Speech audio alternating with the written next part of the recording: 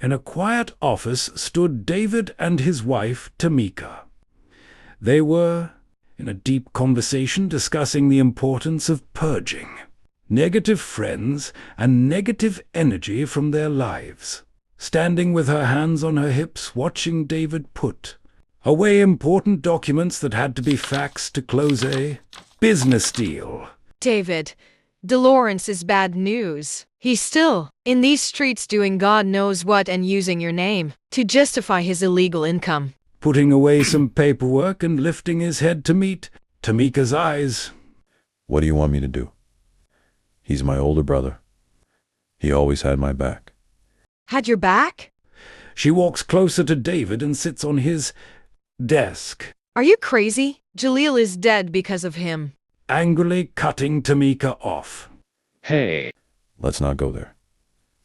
I was shot 3 times that night as well. I lost my best friend Tonka. I damn near died myself. Them fools were going to keep coming for me. But Dolores made sure they stopped. Now didn't he? Grabbing David by his chin and pulling him closer so their eyes can meet. They were trying to kill your brother for robbing them and killing one of their friends. They couldn't catch him, so they came after you. You got shot, and Jaleel died in the midst of that. Dolores did not save you. You were dragged into a deadly war that your brother started out of stupidity and greed. He's my brother. You will never understand it. You're an only child, and you didn't come up like we did. Staring at David in disbelief. Really? My father died when I was 2 years old. Cutting Tamika off. But he left your mother with over a $1 million policy and left a separate policy for you that gained interest over the years. You were given over $5 million when you turned 18, and you also inherited a lot of rental property that's making over $20,000 a month for you to this day. You didn't know what it was like to have less than the other kids and be teased, Tameka? Laughing at David's comments. David, you and Dolores were both raised in a 2-parent home. Your father, may God bless his soul, was a pastor of a successful community church that literally helped people within the community. No, maybe y'all didn't grow up in a 2-story house located in a nice subdivision, but y'all did grow up in a house that was structured. No, maybe you guys didn't have the most expensive name brand tennis shoes and clothes, but y'all had everything you needed and even got some of the things you wanted. Maybe you weren't left with a lot of money or had millions handed to you, but you are 28 years old and have a $10 million business funded with clean, legal money. You and Dolores both came up in the same home under the same structure. Why is it that he chose to go a different route? It's not because you guys had it hard, David. It's because one of you decided to value good principles and the other decided to value bad principles. Walking to grab his coat. Come on, let's get out of here and go. Get the kids from daycare? This conversation is pointless because you just don't understand. Sighing as she gets up to follow David out the door. One more thing. She grabs David's hands, looking at him eye to eye. You have a 5-year-old daughter and a 2-year-old son. Do they matter to you? Do I even matter to you? Staring in disbelief that Tamika asked him that question. Of course. Y'all come first in all my decisions? Why would you ask me that?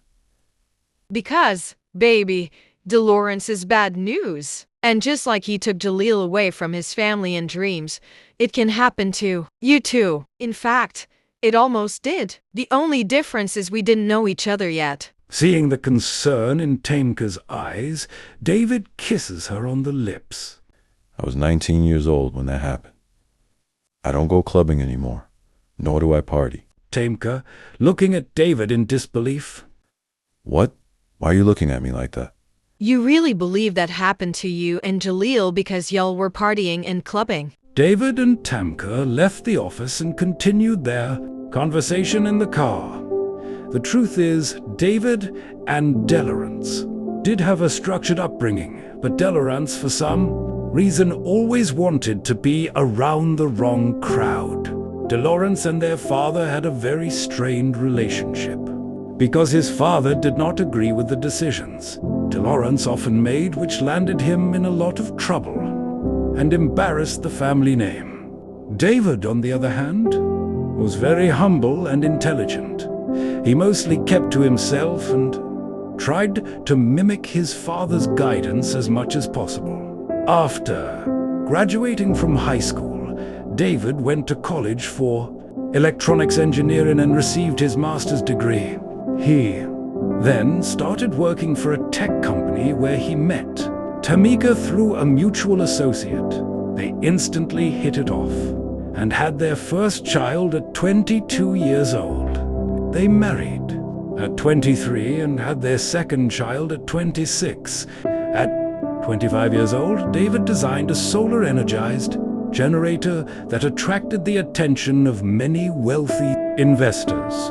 The generator became an instant success, and David named his company after his late father, Rufus's Palm Generation, a company known for its impressive services, strong efficiency, and high integrity. Delore, on the other hand, was a local drug dealer who often put his purchases in David's name in the belief that it would keep law enforcement from questioning his expensive luxury lifestyle. David's father often warned him to distance himself from his brother, but David always replied, "I am my brother's keeper." D.M.G. Studios, stories that make us better.